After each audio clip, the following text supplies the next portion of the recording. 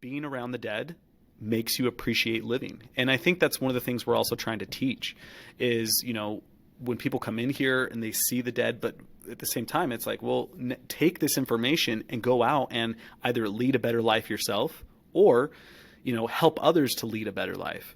And I think that's what it really comes down to is, for me, it's not this morbid sense of mortality. Instead, it's this, okay, since this is not going to last forever, what can I do to lead a better life? Hello, I'm Tyler Gleckler, and this is the Wiser Tomorrow podcast.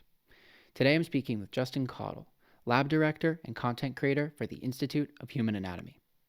The Institute of Human Anatomy is a private cadaver lab that, as they say, aims to teach as many people as possible about the one thing we all carry with us for our entire lives, our bodies. Only beginning to share content online a handful of years ago, they have amassed over 10 million TikTok followers, over 5 million subscribers on YouTube, and hundreds of thousands of other followers across a multitude of other platforms. From showcasing the effects of drugs and alcohol to highlighting the miracle that is human reproduction, the Institute of Human Anatomy makes understanding and appreciating our bodies effortless and entertaining. Speaking with Justin was nothing short of a pleasure, and we had the chance to talk about many things, from their rise to social media dominance to how his work has influenced his own perspective on life, death, and the human condition. This is the Wiser Tomorrow podcast. If you're enjoying these conversations, please consider subscribing if you're watching on YouTube, or if you're just listening, following and leaving a review on one of your favorite podcatchers. So without further ado, please welcome Justin Cottle. Okay, so I'm here with Justin Cottle from the Institute of Human Anatomy. Justin, again, thank you so much for taking the time to speak with me.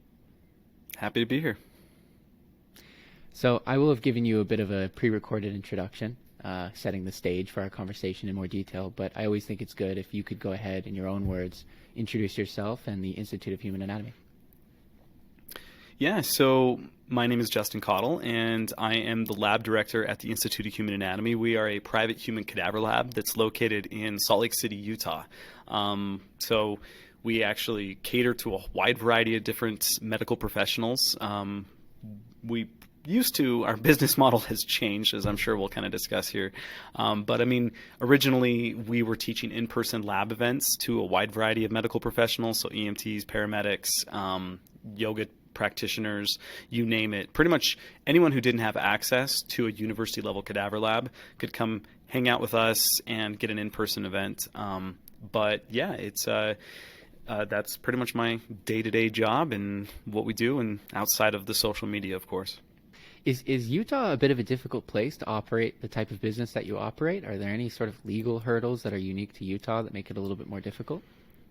Not at all, not at all. And, and we find it to be just as good of a place as any. That's the thing is, no matter where you are, you're going to have professionals in the medical field who are going to be wanting this type of access. And so we haven't seen any kind of red tape. There's no kind of bureaucratic, issues that we've run into. It's actually been relatively simple. You still have to go through all the normal hoops in order to run a business, but there's nothing unique about Utah, at least nothing that comes to mind. Mm-hmm. And are private cadaver labs in general something that you can expect across the country? Or is that itself sort of a unique institution? No, it's unique. There are private cadaver labs, but most of them are going to be located inside of research institutions. So like, say for like medical device testing or something along those lines. In terms of what we do, we're one of the only in the United States. And so that creates, and honestly, based on what we do, we're probably the only ones in the United States, if not the world. So it's like we have a very unique spin on how we do things. But there are definitely private human cadaver labs. It's just not really in the sense of what we're doing. Well, I guess that's one of the things that makes the entire project, at least online, stand out quite a bit, is you have no competition in that regard. One of the things that also stands out quite a bit compared, because you were sort of among the first group of people to be making this type of content, at least on TikTok, which I know there have been several articles discussing and other appearances you've made. But even within the sort of medical education community, one of the things that stands out the most is just the selection of topics. It seems like every time you release a video, there's never one where I'm sort of like, I'll pass on this one. It seems like you've sort of hit the nail on the head in terms of, there's cannabis, vaping, alcohol, fentanyl, all of those things which are very topical. Kidney stones, pregnancy I saw the other day. I mean, I think every single video is something that has broad appeal without being sort of pandering. So I wanted to get your thoughts in terms of what do you think is really sort of the standout feature about the Institute of Human Anatomy that makes it so much bigger than so many of the other online medical educators? Well, I think, there's different ways we can answer this question, and this is something that we think about, and Jonathan and I talk about quite frequently, is when you think about it, like, first off, I mean, we're very prone to saying the human body is the one thing that we all carry with us, 24/7, 365 days a year for the entirety of our lives, and yet people know very little about it. But when you think about it in terms of just the broader medical community, anatomy is the baseline science, right? That is always the starting point. It's always first semester, this is what you're going to learn, and then you're going to build off of that. So what we've been able to do, and a lot of this is just based around Jonathan and I are teaching history, where we teach not only anatomy, but we teach many different subjects that are related to anatomy, so pathology, kinesiology, right? There's so many different subjects that are, again, built off of it, that what it does is it allows us to have a launching point, kind of like where a lot of other medical creators or content creators in the science space, it's not that they don't have the freedom and liberty to discuss different topics or, build off of their own. It's just that since anatomy is the launching point for so many different topics, it allows us to have a lot of variety in the content we make. And so a lot of the time, Jonathan and I just kind of ask ourselves, what do we want to make? What do we want to talk about today in terms of that's related to medicine? And then that's kind of just the direction we go. So we're fortunate in that aspect that anatomy is just a baseline science. Yeah, and I remember seeing in one of the articles written about you guys that you were saying that sort of anatomy is the boring part and physiology is the part that everyone's sort of interested in. So how do you segment your videos in terms of, I suppose, anatomy versus physiology versus pathology and so on? That is the question, and it's the thing that we struggle with it, because when you're trying to, at least for our creative process, and I can really mostly only speak to mine, Jonathan would have to speak to his, but when I'm making these videos and outlining them, that's always the balance, is how much anatomy versus how much physiology versus, how much embryology, like all the different ways I can explain a topic, how much of that do I need in order to really, craft the best story. And it's difficult. Sometimes I feel like I do it properly. Other times I'll be watching the video after it's all edited and I'm like, oh man, maybe I could have spent a little more time with anatomy, or maybe I could have done something else.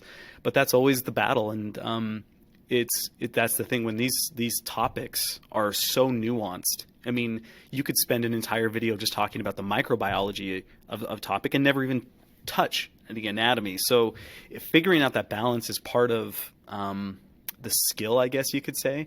And it's something that we're still constantly working at because it's very difficult. But I don't know that I have a great answer outside of just, you do your best. You're always trying to figure out what would the viewer probably want to hear right now. Like, what is the best way for me to really tell this story, to really get this message across? And sometimes that means, we don't even have any cadavers. There's several videos of ours where there aren't even cadavers associated with it. And that's because we're really just barely talking anatomy. We're talking about other things. And we're just trying to show people that there is diversity to the content. We are the Institute of Human Anatomy, yes, and that is always going to be, the star in terms of content is going to be the human anatomy, but there's a lot to discuss within human biology, and that's what we're trying to kind of push into. Yeah, so how do you imagine sort of the future? Do you have a laundry list of videos that you're just sort of chipping away at and then see how it evolves naturally from there? More or less. We are, the funny thing is, we kind of fell into this. We'd always had the idea and the plans to go online, but the catalyst was really just kind of like the end of 2019. We actually decided to push go on this, and then it all just unfolded very quickly, where all of a sudden, our videos are repeatedly going viral, and we found ourselves in this situation where we didn't actually have much of a product in terms of, we didn't have online courses or anything like that. We're just a bunch of teachers who are just trying to, put the camera out. So we're constantly evolving and trying to figure out in the future where we want this to go. But in terms of like the social media aspect, we have like a literal laundry list, maybe not literal, but we have a laundry list Sure. of videos and topics that we'd like to discuss. And a lot of times they're not set in stone. Maybe something in the news cycle comes out and it's like, oh, maybe we can kind of pivot here, pivot there. But in all honesty, yeah, we have just lists on my phone is just populated with just lists and ideas of videos. And so there's no shortage of potential topics out there. And so right now, I guess the future is just continue doing what we're doing because we're enjoying it. And, but we are also moving towards, trying to create online courses for people, especially even accredited online courses, because there's a wide variety of professionals out there who require continuing education credits. And we have, a really unique form of that we can create for them. So we're also really strongly moving into that space. Because there's just a ton of value there. So I think it's just continue making videos and then also start making more online courses. That's super exciting. And it is crazy because 2019 really isn't that long ago, especially with COVID sort of crunching everything together. It seems very, very recent. So how is the success sort of enabled your content creation or changed, given you the tools to do things that at the beginning you may have only been able to dream of? Is it just in terms of production value, or are you really able to do a lot more because of the success? It's hard to say. I mean, the success of the videos has definitely provided more opportunities. Maybe I could put it this way, when you reach a certain level of success within the social media landscape, the social platforms will actually reach out to you and want to work with you and help you because you become valuable to them. It's not like they boost your videos in any way. It's not like we have any unfair advantage in terms of performance, but what we also do get is, beta testing into say some kind of unique functionality on an app. We get early access to things. There's certain things that definitely help with the success to help make better content. We get, say for instance, TikTok is a real good example of this. TikTok loves to they have something called TikTok University. There's all sorts of groups that we can be in as creators and actually discuss with other creators. So the more successful you are, the easier it is to actually continue with that success because you're able to be positioned with other creators to really, work with one another and expand off one another. But I don't know. I don't know if that fully answers your question. If it doesn't, doesn't, I can speak more to it. But, that totally does. And in your case, I guess it's particularly unique because you were in communication with ByteDance to some extent before everything. So it wasn't after you had blown up and they had reached out. You were able to sort of get your foot in the door early. Yes. So the genesis of that was I was teaching at a local school here and it actually closed down. And when it closed down, it kind of was this catalyst of just, well, let's kind of figure out what we want to do. And again, we'd been talking about going online, but all of us were kind of busy. And so all of a sudden I had a little more free time. So I decided to start looking into it. And what I ended up doing was developing an idea of what I thought would work for short form content. But we also are very cognizant of what we have as cadavers, and we're not just wanting to put this flippantly on the internet. So we decided to reach out to ByteDance, ByteDance being the parent company of TikTok. And ByteDance immediately got us in contact with TikTok. And from there, it all just kind of unfolded where TikTok was excited because at this time, there were no other science creators on TikTok. It sounds kind of strange to say nowadays, but at the early days, there were no educators. We were one of maybe the first 5 educators on the entire platform, and we were definitely the first science educator.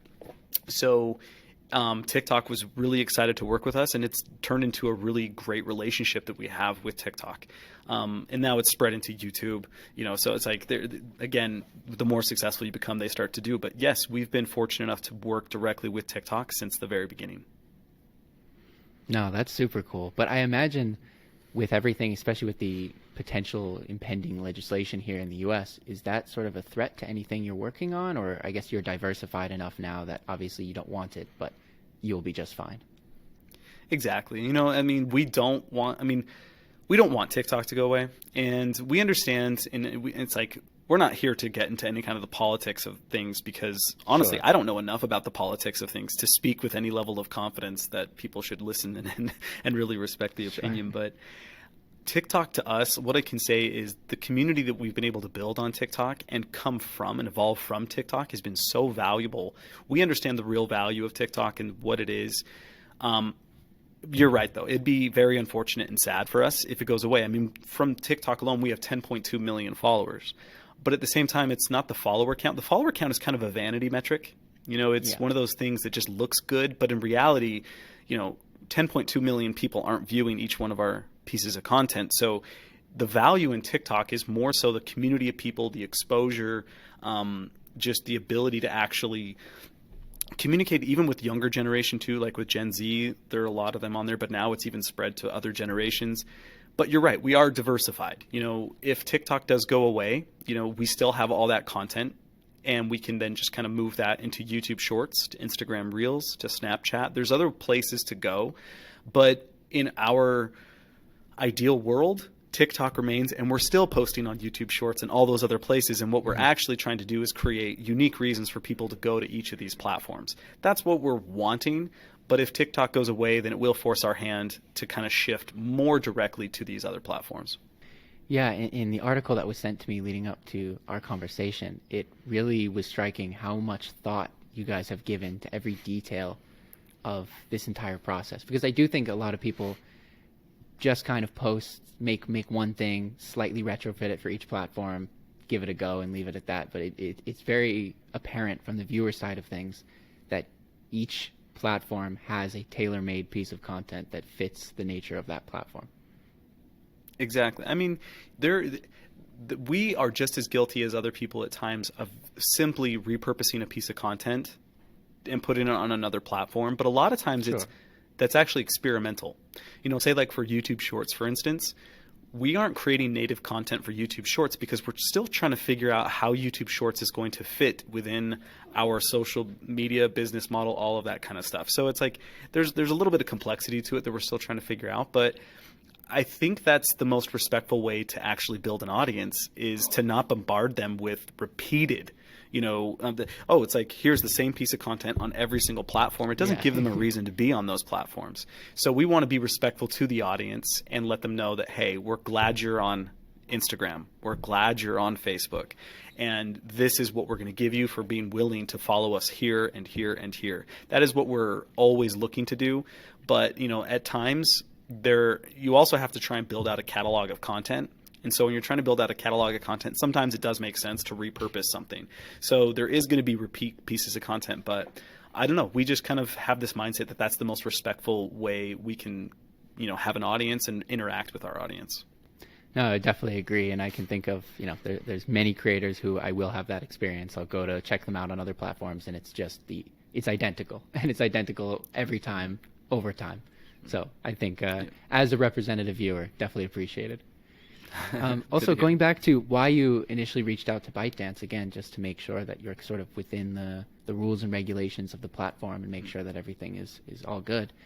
It's interesting because obviously, speaking to you, I'm somebody who's interested and I value anatomy and physiology, but it's something that I have a hard time, I suppose, visualizing and thinking about too deeply, because I physically begin to feel a bit ill. I have a strong reaction to it. And just a quick anecdote, the first time I became aware of this was in my high school biology class. Our teacher was showing an open heart surgery, and very quickly, I felt my blood pressure begin to drop. And what I found interesting is it's totally unbeknownst to me. This isn't something I was aware of. It was just a completely irrational, sort of subconscious thing. And I've got to imagine training students and maybe hearing this in the comments, you get a lot of people who are sort of like this. So do you have a sense of where this comes from? Do you think it's just confronting the reality of what we are, or how do you perceive that? It's a great question. Let me put it this way. When we have students in the lab and they're here with the cadavers, we try our best to keep the fingers and the hands and the toes and the feet covered at all times, because of fingertips. Like fingernails they can generate a visceral response for people. And I think what it comes down to is, say like if I handed you a brain, there's almost like this level of abstraction where I'm telling you it's a brain, and like all the words are coming out of my mouth, but you really don't know. Like I could almost be faking it. But there's this visual, visceral type of imagery when you see the fingernail, when all of a sudden it's, oh, that's actually a human. The same goes for skin. It's the things that we're more familiar with. But at the same time, I think blood also plays a role with that too. The sight of blood can be really hard on people, which is interesting for us because the cadavers are actually bloodless. During the embalming preservation process, the blood is actually cycled out. But I think a lot of it has to do with if people are able to have this visceral response to it. I think it's survival based. I think it almost triggers evolutionary pathways where you're starting to wonder, am I in danger? Is because I shouldn't be seeing this. If you think about it, that's how I tend to view most everything, is through an evolutionary lens. Like if you're seeing these structures, typically someone's in a bad spot, like that's not a normal position. So I think that's actually a very normal response. It's almost when we get students in here, a lot of times as soon as they walk in the lab, there's shock because we store the cadavers at room temperature on the table, just wrapped in plastic. And it's them just realizing, oh, this is actually happening. I almost tell them I'd be more worried if you didn't have those responses. That to me is almost a sign of something worse at play. So I think these are all very natural. I think it triggers, and this is just a hypothesis, but this is what I feel makes the most sense, is that it probably triggers some kind of evolutionary survival-based pathway of just saying, this is not normal, this is not right, I don't know how I should feel about this. And nausea is a very good response. Nausea, this is kind of like a little fun fact for the audience, but nausea is a lot of times just your body being confused. There's a sensory overload. It doesn't know how to handle things. And so your body just says, let's just become nauseous and push eject. And hopefully we'll get rid of any kind of pathogen. And when it's a visual pathogen, it doesn't work, and then you're just sick and miserable for no good reason. So I think all of those things are completely normal. Our hope is that you watch our content for long enough, not even really long enough, because you don't have to watch it for that long, that you can start to see you can adapt, and people do adapt in person. They adapt online. They get used to it, and you see it in the comment section. You see people will at first be grossed out, but they watch a few pieces of our content, and then the next thing is they're just asking questions. So there's this natural progression from disgust, confusion, to curiosity, to then just understanding. And I think there's nothing wrong with being anywhere along that spectrum, but our goal is to push you into the understanding aspect of that spectrum. Yeah, absolutely. And again, I'm definitely one of those people who it's improved markedly since watching your videos and similar videos, where it's just exposure. You get to sensitize to some extent. But I found it surprising because, I grew up online. I've seen plenty of my fair share of horrific videos that have come across my screen, and yet that is what really sets me off. So it's a bit interesting. So I think this was one of the questions that I had sent you, but I really wanted to talk about how your work has affected your perspective and sentiments around mortality. Because obviously being around the cadavers and just anatomy and physiology in general, even without the cadavers, death is sort of ever present in your mind, I've got to imagine. Is it something where it sort of plagues you, or do you think it provides you with a healthy reminder? I would say a healthy reminder, but it's something that is constantly on my mind. But it almost sounds depressing to say it that way. Like I don't mean it in this macabre, morbid sense where, oh, death is just always on my mind. But I actually think there's a lot of value in understanding and that you are a mortal person, amortal, not immortal. You're a mortal person, and the only guarantee, at least at this point in life, is that it's going to end, right? As this famous saying goes. But I don't think it's possible to do what we do or just work with the dead in any aspect. You see this with first responders. You see this with medical examiners, forensic pathologists. You see, it's a very common thing where it's desensitization for sure. You have to form some form of detachment to what you're doing, because otherwise it can become overwhelming if you let the emotions just wash over you about what's actually happening. But as long as you're able to detach, I still think reflecting on your mortality is just it's part and parcel. It's just, it comes with the territory, and it's something that I am always aware of. Every single time I leave the house, I, it's like I'm kissing the kids. It's like I'm doing whatever I can, because I am not trying to manifest something, I guess, as people would say these days, but I'm very aware that this can go at any time. And I think it's one of those things you'll often hear people say, like, live your life as though, it could end at any time. I actually believe I do. I don't think I'm any kind of guru and no one should be listening to me. I'm not here to give any kind of like large, deep philosophical advice, but being around the dead makes you appreciate living. And I think that's one of the things we're also trying to teach is, when people come in here and they see the dead, but at the same time, it's like, well, take this information and go out and either lead a better life yourself or, help others to lead a better life. And I think that's what it really comes down to is, for me, it's not this morbid sense of mortality. Instead, it's this, okay, since this is not going to last forever, what can I do to lead a better life? And that's how I'm able to frame it in my own head. But yes, I 100% am thinking about death every single day. I wouldn't say all day. It's not like it's completely in some kind of obsession, but it's definitely there every day. Yeah, again, I think I obviously haven't had the extent of exposure to cadavers or anything of the like, but I am somebody who tries to, as strange as this also might sound, is just keep death in mind. I don't have the physical reminder as often, but I do find when I have death in the forefront of my mind, and it is something where I walk out the door and I think, this car is feeling a little scary right now, I am able to appreciate things and just sort of be less lazy, be less apathetic to life. I definitely think it's a good thing. And sort of the flip side of that question, which you've covered on as well, is how has it affected your perspective on life? I mean, those are sort of one and the same in some sense, but does life just strike you with all of the knowledge and experience you have as just that much more remarkable when you've prodded through the bodies and the systems and have the understanding that you do? Absolutely. It's not necessarily the curse of knowledge, but I understand where that saying comes from.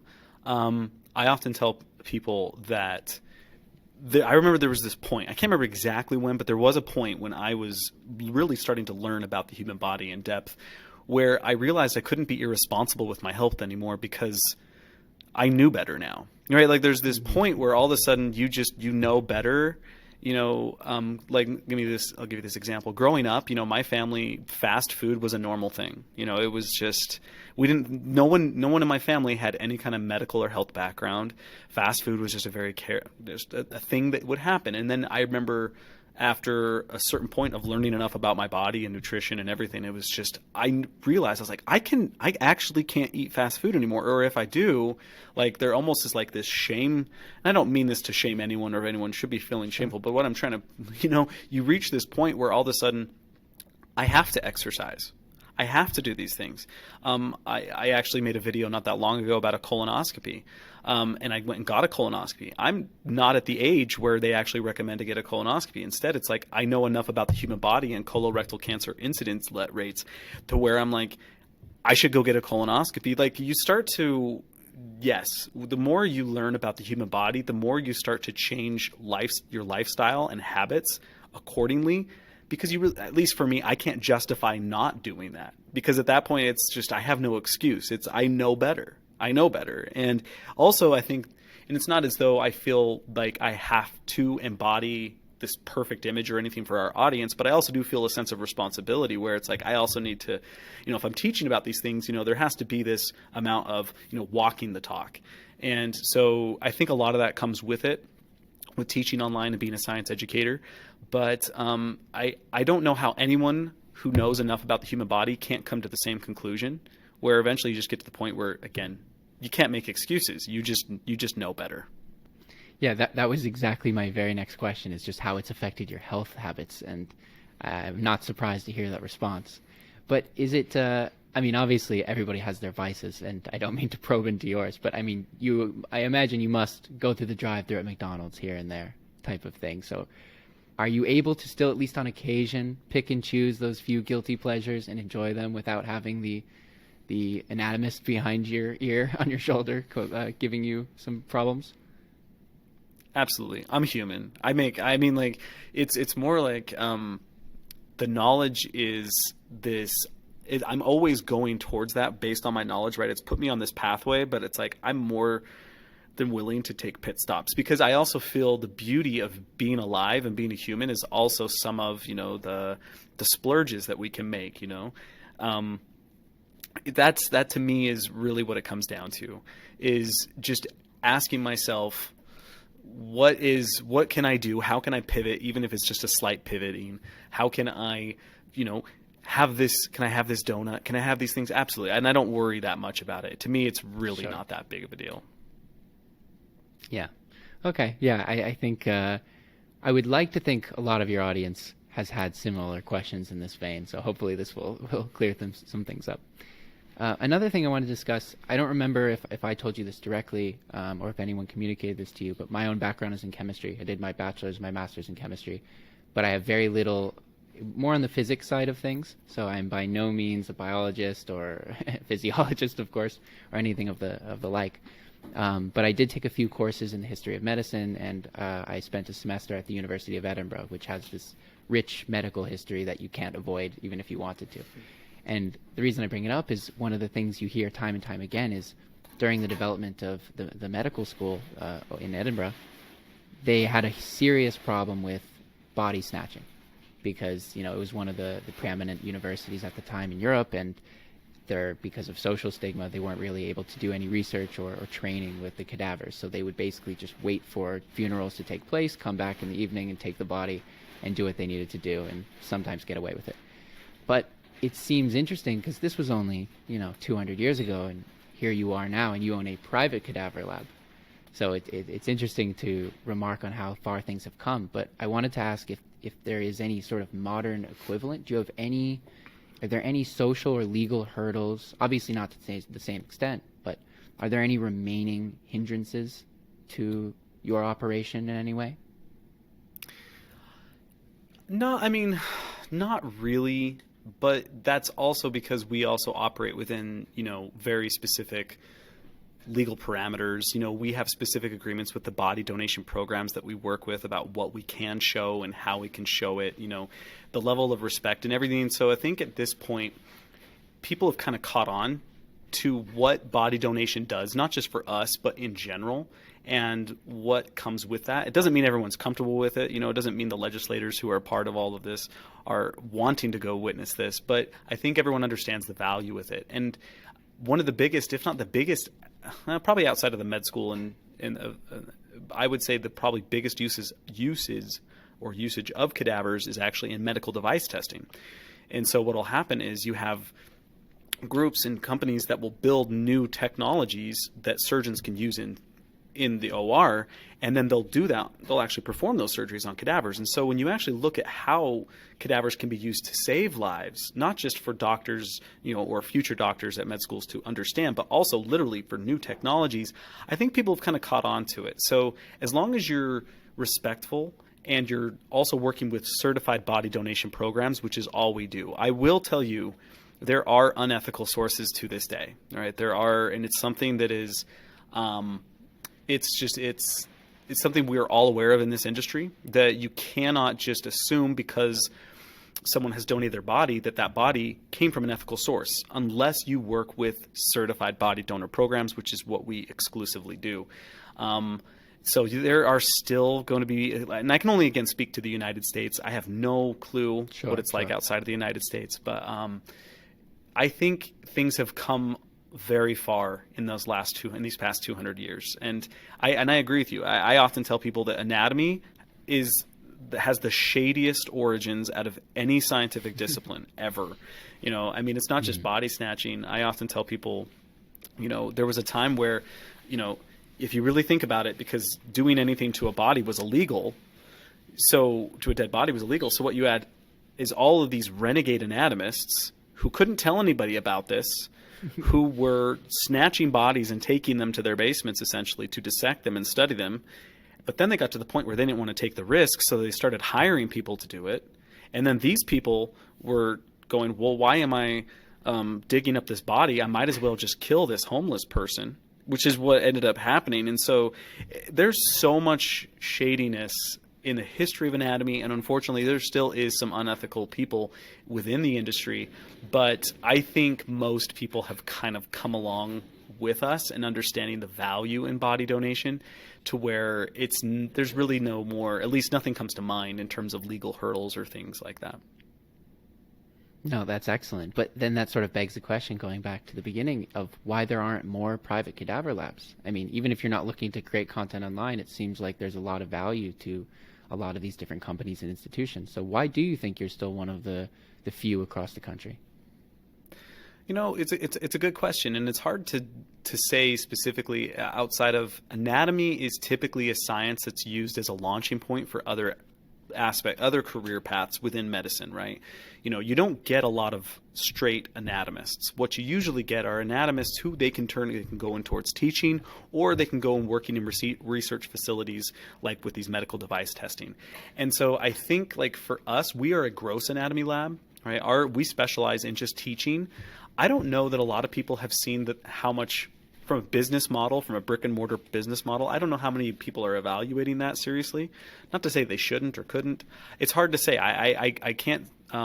I think there's probably just not a lot of people who are really thinking about only anatomy. Instead, they're thinking about how anatomy can help them with some other aspect of their in medicine. So that might be playing a role, but honestly, I'm not 100% sure why. Sure, no, but that sounds sensible for sure. Yeah. I also wanted to make sure to touch on some of the technological aspects of all of this. And, I spoke to Odd Animal Specimens, if you're familiar with him, Charlie, who has, a big following on TikTok and YouTube and so on. And we talked a little bit about sort of one exciting advancement in terms of augmented or virtual reality, just to do some digital modeling of the inside of the different specimens, so that there's tools online for people to sort of poke around and learn as much as if they were sort of with the organism itself. So is that something you guys are looking to roll out when the technology is there, or is there another technology that stands out that you're really excited to implement? It's a great question. It's something that we get reached out to quite often from startups that are looking into virtual reality, augmented reality type of cadaver dissections. There's also synthetic models that have really started to gain in popularity. From what I've seen, the technology still has a very long way to go, at least if we're talking about a one-in-one comparison with the human body in terms of detail, accuracy. There's other things that are really difficult to add into, say, like a virtual reality cadaver, say like variability within species. Certain blood vessels can take alternate pathways. Statistically speaking, there is a certain chance that every structure in the body can be slightly variable. And so there's certain things that I still have some pretty big questions around when it comes to these technologies. But I mean, with the advancements being made in AI, I imagine a lot of those hurdles are going to be, they're going to be traversed pretty quickly in the grand scheme of things. But for us, we aren't actively looking into anything like that. I mean, we've had discussions and we've spoken with other companies and startups. But for us, we are still primarily focused on just doing what we do. And that's not to say we may not incorporate that in some later point. But it's not something that's on the, it's not on our list of things to do, is to start moving in towards the technology side of things, or at least anytime soon. There's still so much to do with the real world tangible side of things that I still think, even when it comes down to it, when you have, let's say we do have a one-in-one level of comparison between the virtual or augmented reality and the physical cadaver in terms of accuracy, I'm still wondering, maybe through some form of haptic feedback or something, like I'm wondering about like the tactile sensation. There's all sorts of questions in my mind. I still think for at least quite some time, it's going to be very difficult to beat the real thing.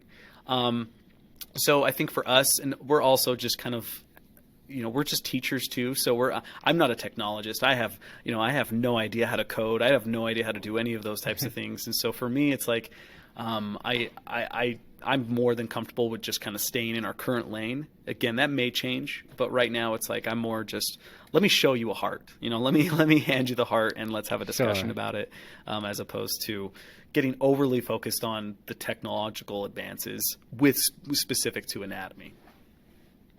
Sure, and you sort of alluded to this, but we also don't maybe even if the technology was there, maybe the knowledge of anatomy isn't, because there are still, as far as I understand, some big sort of open questions in anatomy. No, so what are some of the things that stand out as the holy grail of knowledge? Well, anatomy. So, like you mentioned this earlier in the interview, is that I always love to tell people anatomy is a very boring science. It's a very boring science because all you're really doing is you're just pointing at a structure and giving it a basic function. This is the liver. It produces bile. It's not all that sexy. And like you said, then physiology is where things get really interesting, and evolutionary biology and embryology is where you really start to make sense of this type of stuff. But in terms of anatomy, we've found pretty much everything. The body is only It's so here. big. There's Yeah. only so many things. So the mysteries that exist currently within the human body aren't so much about finding new structures as much as how do they relate and work with one another. So like a real easy example is recently, is in the past couple of years, some salivary glands were discovered in the pharynx, so the back of your throat. And when I say discovered, it's more of like a discovered with quotation marks, because anatomists have actually known about those structures for quite some time. The real question was, how do they work? In what way do they work? Can we consider them glands? And this is where it gets down to the boring aspect of anatomy, where it's just classification. It's just, okay, the debate wasn't really about, have we found something or not, or is this, it's more, how do we classify it? How do we understand it?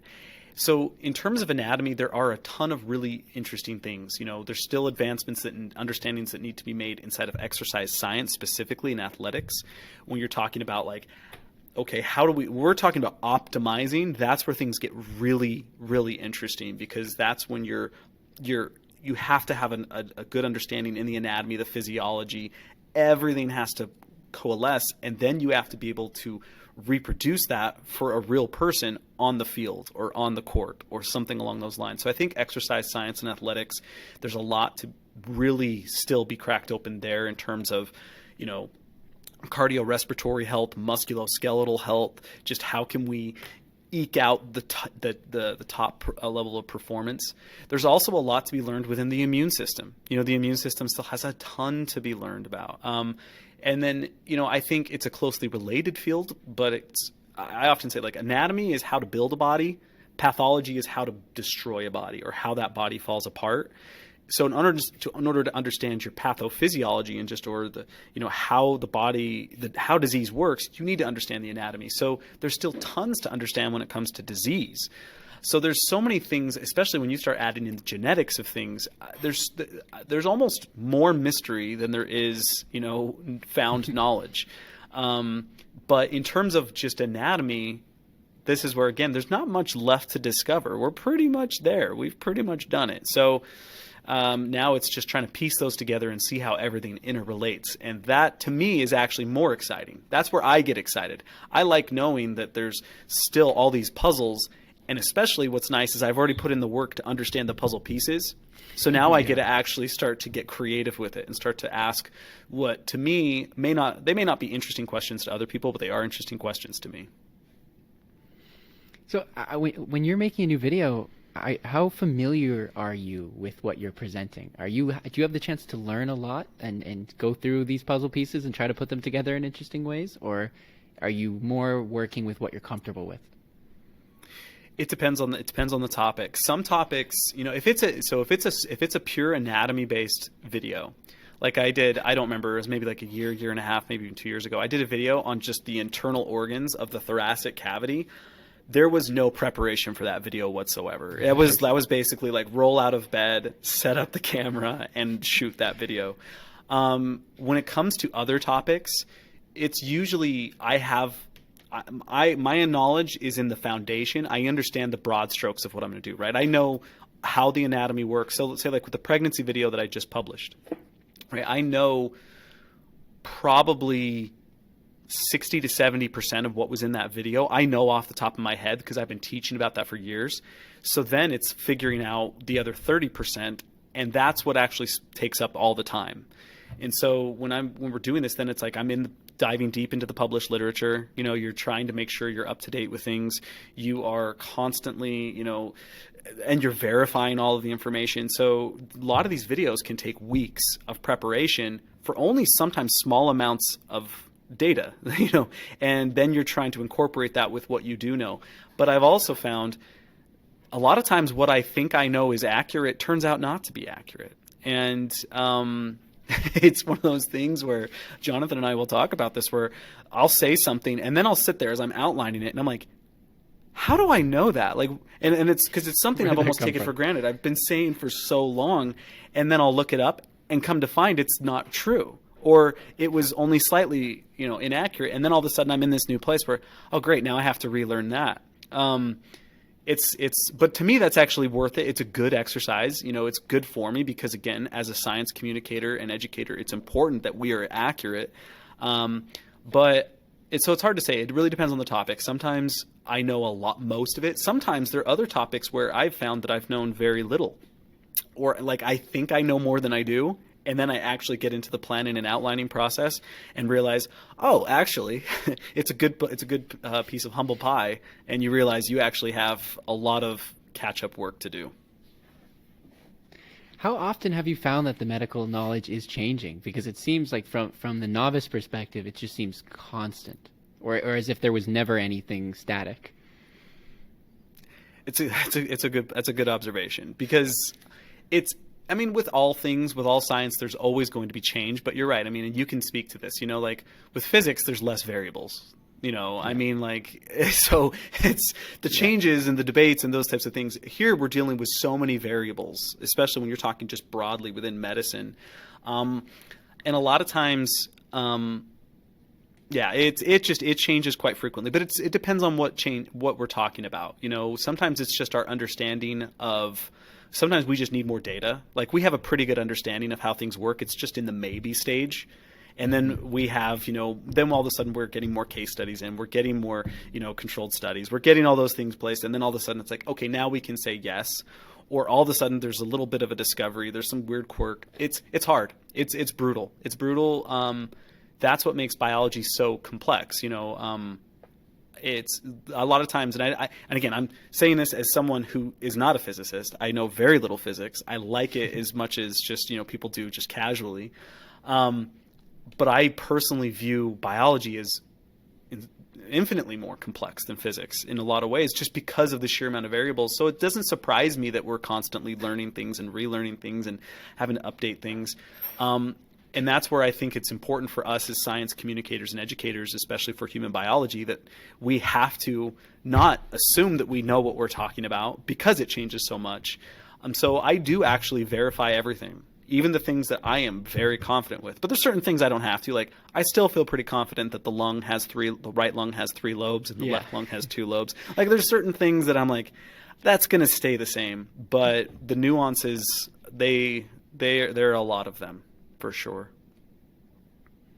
And as frustrating and difficult as it must be to keep up to date and make sure everything is airtight accurate, it's also probably one of the most rewarding and enjoyable parts of the job, right? At the end of the day, you're here doing this because you love the topic. And if you have the opportunity as the core part of your work to keep learning, what else can you ask for? No, everyone says this, right? This is just it's very common. It's become cliche. Sure. I feel like I really do have the best job in the world because that's what I do. Sometimes my work day is just reading. It's just that's all I'm doing. I'm scanning through, and then and how many times I read something and then it's I sit back and I just stare off into space and I go, huh, and I have to then the wheels start turning. I don't want to say lucky because, again, and I'm proud of this, I've worked hard to be where I'm at, but I still am very fortunate to be in that position where I love it. I love that. I would be bored if it was purely static. If things were never changing and I was just always having the same conversations and I never really had to put any new genuine thought into things, I'd get bored very quickly. So I like the fact that it's challenging. There are times it overwhelms me, though. I can't tell you, Tyler, how many times there have been a topic that I think is going to be an easy topic, and I've already committed to it, and we even have, say, if we have a sponsor who's going to help us out with it, everything's agreed upon, and I'm in it, and I'm realizing this is a way bigger can of worms than I thought it was. And so sometimes it still can get overwhelming, but I still count myself lucky and fortunate because at the end of the day, I get to just read nerdy science all day and then I get to talk about it. Like I don't know anything that's better. No, I agree. It's not, from my perspective, definitely sounds like a dream. And I guess also once you've surpassed that hurdle a few times and you have the confidence that, okay, don't panic, I'll get this done. This sucks right now, but I'm going to come out the other end of it just fine. Yeah, the exactly. other thing that strikes me as very rewarding about everything you do, and you can see if you go to, I think, pretty much any of your videos and go to the comments, you'll see this. I think I don't remember if it was on the cigarettes or the vaping video, but there were countless people who were saying, this video sort of woke me up to how bad this truly is for me, and I've stopped. Or I've transitioned to vaping, and I've almost completely cut that out, and it goes well beyond just smoking. So how often, how does it feel, I guess? I mean, it must be pretty remarkable to know at scale that your videos are having that sort of impact on people's lives. I mean, literally extending people's lives through knowledge, potentially decades. There's been times where, so I did a video about 7 months ago after the birth of my daughter about on the placenta. And what happened was one of our viewers crocheted a blanket and sent it to the lab. And it was a blanket for my daughter. Right. And you just sit there and you go, that is absolutely astounding, right? I don't know this person, and this person took the time to hand crochet a blanket. And then you just start thinking about the impact you have on people's lives with certain things. Sometimes it's just bringing awareness to a topic. It's, again, for instance, this is just fresh on my mind because I literally just published the video for pregnancy. I discussed just very briefly, it's maybe 30 seconds of the video, I just mention a condition called hyperemesis gravidarum. And there are plenty of people in the comments who are saying, thank you for bringing this up. No one believes it even exists. Everyone.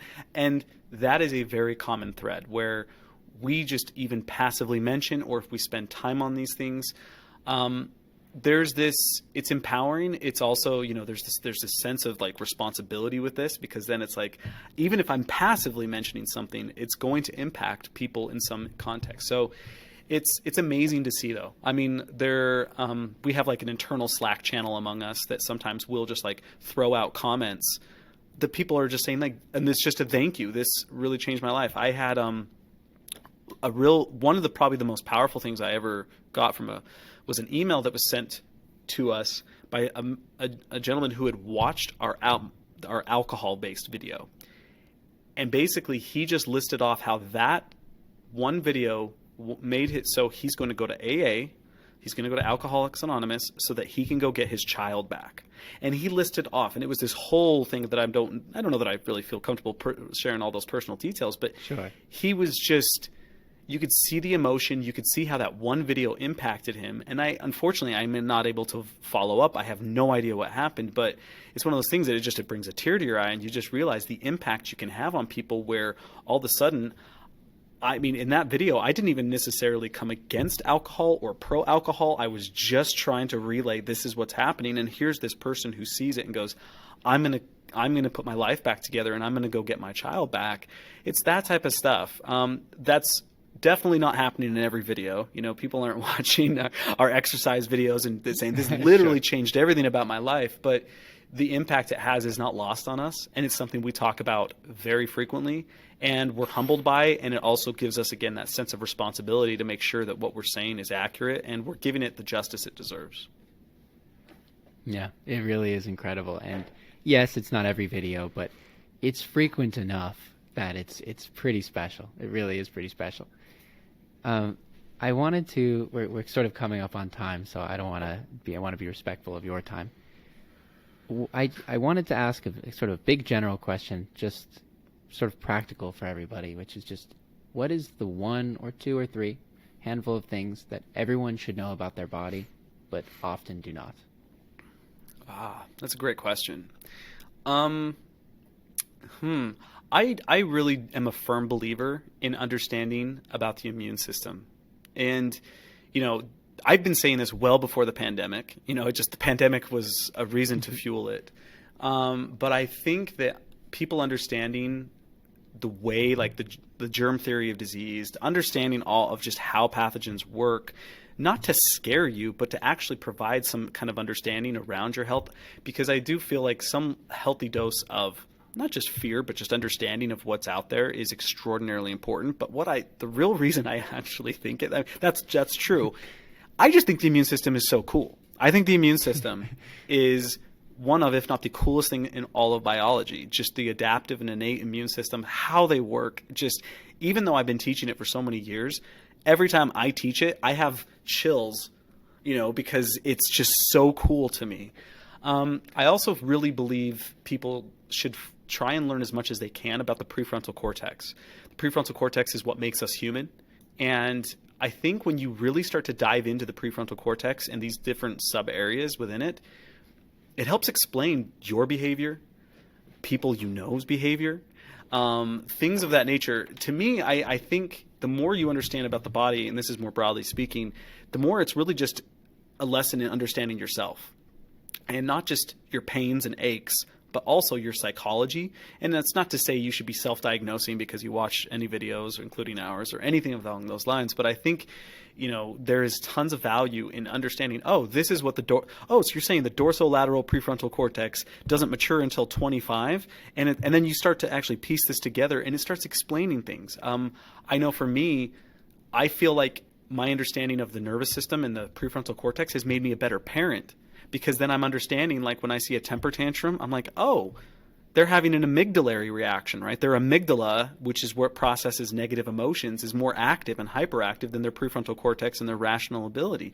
It's like when you start to do those types of things, I think it helps explain a lot of human behavior. It's helped me kind of navigate and understand my surroundings a lot better. So immune system, the central nervous system, specifically the prefrontal cortex. And then I also would say I really think people should understand as much as they possibly can about nutrition. But that is such a big can of worms. And nutritional sciences are just rife with, misinformation, disinformation, fad diets, all sorts of things. So it's hard to really pin it down because that's so broad. But I think if people start understanding the fuel that they put into their body that actually interacts with the anatomy of their body, I think that's really empowering. I think it's just good for you to understand these things, not just your macros, what is a carb, what is a lipid, what is a protein. Those things are great, but I mean, like, actually understanding the subtleties of those and how that can impact your life, I think is extraordinarily valuable. And then the last thing I'd say, in reality, though, those are very broad strokes. I really think people should just take anatomy courses. I think they should take anatomy courses, even if it's a basic one, or, this is almost shameless self-promotion. Just watch our videos because it's all important. And the more you learn about your body, the less confused you'll be about things. And so for me, it's like I know enough about certain conditions that if I have any symptoms of those conditions, I'm able to act on them earlier. I'm able to take control of the situation and position myself to have the best result possible because of that knowledge. So I don't think you can actually go wrong with learning anything about the human body. I mean, if you just want to learn about feet, trust me, there's plenty that will actually help you within your life. So I think even if people can just find one thing that might interest them and to dive into that, even just with a shallow amount of depth, I think they would be surprised with how impactful that can be with their day-to-day life. Yeah, well, fantastic answer. And one cheeky follow-up, if you don't mind, specifically to what you referred to about, this is sort of where the human part of you lies. I think I know from speaking with even friends that there is a lot of people who it really takes the wind out of their sails to sort of deconstruct their existence or their humanity, the human condition, to something purely, biology on chemistry on physics. But I would argue that the more you know, the less that is a sentiment you would feel. But what would you say to the people who feel that takes away from their sense of a human experience to sort of be confronted with the fact that it is organic machinery at the bottom? I'm going to paraphrase it because I know I'm not going to get this perfectly, but I often think and reflect back to, I think it was Richard Feynman who said it.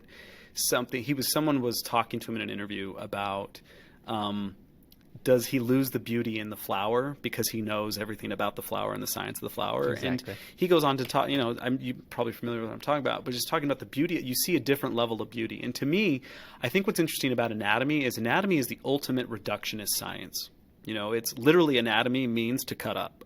So that's all it is. But what's fascinating, and I remember there was this night, this is probably close to 10 years ago.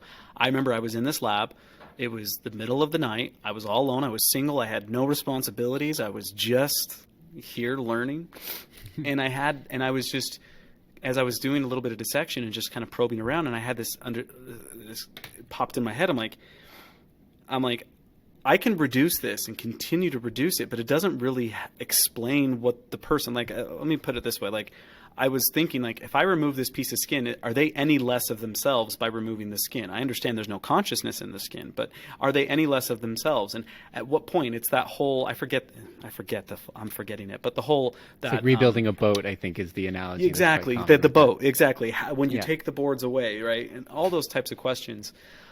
I think there's just beauty in the fact that when you reduce things enough, all of a sudden you lose the meaning of it. Then you realize that it's not all about the reduction. It's about the interaction between these pieces. And that's where the nuances come. And that's where, to me, things get exciting. So I don't think there's any loss of value in understanding about the brain and yourself and these types of things. I don't think it's also fair to say this area of the brain is solely responsible for this, or this is exactly why. I often recommend people to listen, or I listen because it's a great audiobook, but the book Behave by Robert Sapolsky, fantastic primatologist out of Stanford University. He talks about how whenever someone talks to him, why is someone behaving this way? He's like, well, there's a neurological answer, there's an endocrinological answer, there's a societal answer, and so when you start really seeing just how interconnected everything is, I don't know how you couldn't be excited by finding at least a little piece and being like, oh, this is what the anterior cingulate cortex is responsible for. That's fascinating. I wonder how that relates to the hormone releases within the pituitary gland. I don't know. For me, my response, that's one of those things I just don't understand. I guess intellectually I can understand when people say that they lose some kind of value or there's some loss in humanity. I don't relate to it, though. To me, it's exciting. I like breaking things apart. Anatomy is essentially, watchmaking with just biology. I like the tinkering aspect, and I think there's just a ton of value in understanding the pieces so that you can really then see the beauty and complexity of the puzzle. Absolutely brilliantly put, and could not agree more. And I think a perfect way to end it. So, Justin, thank you for a wonderful conversation. I would be delighted to do this again sometime in the future, and just thanks for taking the time. Anytime. Thank you, Tyler.